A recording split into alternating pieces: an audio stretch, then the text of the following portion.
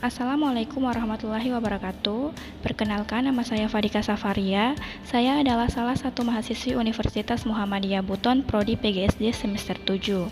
Pada kesempatan kali ini, saya akan menjelaskan sedikit materi mengenai landasan utama dan pendekatan dalam filsafat pendidikan, guna memenuhi tugas individu mata kuliah filsafat pendidikan yang diajarkan oleh Bapak Lusri Yamil SPD MPD. Oke, langsung saja. Istilah filsafat berasal dari dua kata dalam bahasa Yunani kuno, yaitu philen atau philos yang berarti cinta atau sahabat, dan sophia atau sophos yang berarti kebijaksanaan. Dengan demikian, secara etimologis, filsafat berarti cinta kepada kebijaksanaan atau sahabat kebijaksanaan. Ada di antara para ahli yang mendefinisikan filsafat dari segi proses berpikirnya, dan ada pula yang mendefinisikan filsafat dari segi hasil berpikir para filsuf. Namun demikian, dalam rangka membangun pengertian filsafat, antara keduanya itu, filsafat sebagai proses dan filsafat sebagai hasil, sesungguhnya tak dapat dipisahkan.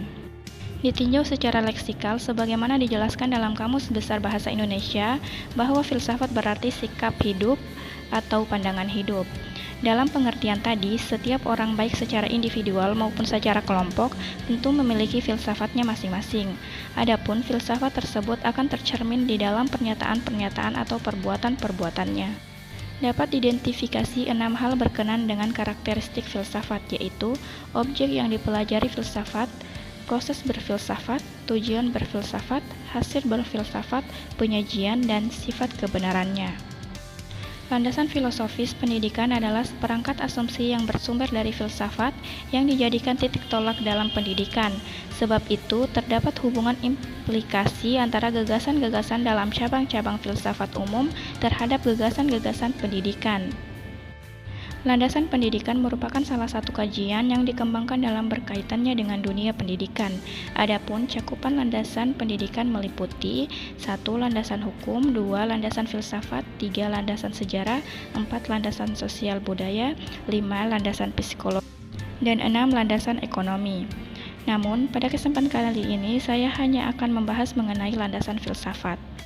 Terdapat kaitan yang erat antara pendidikan dan filsafat karena filsafat mencoba merumuskan citra tentang manusia dan masyarakat, sedangkan pendidikan berusaha mewujudkan citra itu. Rumusan tentang harkat dan martabat manusia beserta masyarakatnya ikut menentukan tujuan dan cara-cara penyelenggaraan pendidikan. Dan dari sisi lain, pendidikan merupakan proses memanusiakan manusia. Filsafat membahas sesuatu dari segala aspeknya yang mendalam, maka dikatakan kebenaran filsafat adalah kebenaran ilmu yang sifatnya relatif. Secara garis besar ada 4 cabang filsafat, yaitu 1. Metafisika, 2. Epistemologi, 3. Logika, dan 4. Etika. Pendekatan filosofi yaitu suatu pendekatan untuk menelaah dan memecahkan masalah-masalah pendidikan dengan menggunakan metode filsafat. Pendidikan membutuhkan filsafat karena masalah pendidikan tidak hanya menyangkut pelaksanaan pendidikan semata yang hanya terbatas pada pengalaman, namun dalam pendidikan akan muncul masalah-masalah yang lebih luas, kompleks, dan lebih mendalam, yang tidak terbatas oleh pengalaman indrawi maupun fakta-fakta faktual yang tidak mungkin dapat dijangkau oleh sains.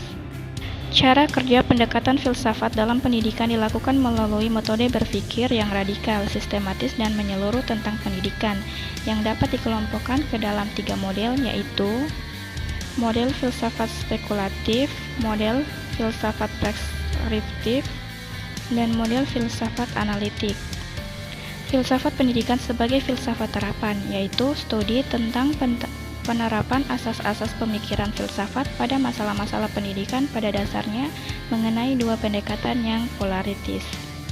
Pendekatan dalam disiplin ilmu yang disebut filsafat pendidikan akan lebih mudah dipahami arti pengertian bila diajukan pandangan Dewey tentang pokok masalah, yaitu tentang permasalahan filsafat pendidikan yang berarti hubungan antara filsafat dan pendidikan dapat dilihat dari 1. Antara teori dan praktek, 2. Pendekatan problematis terhadap kenyataan sosiologis, 3. Filsafat dan teori pendidikan.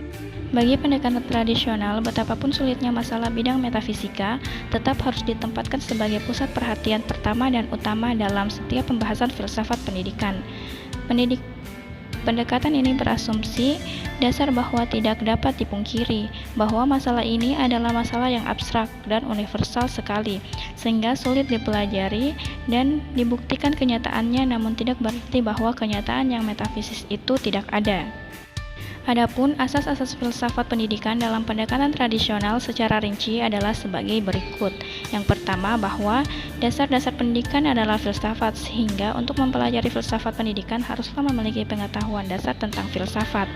Yang kedua, bahwa kenyataan yang esensial, baik dan benar adalah kenyataan yang tetap, kekal dan abadi.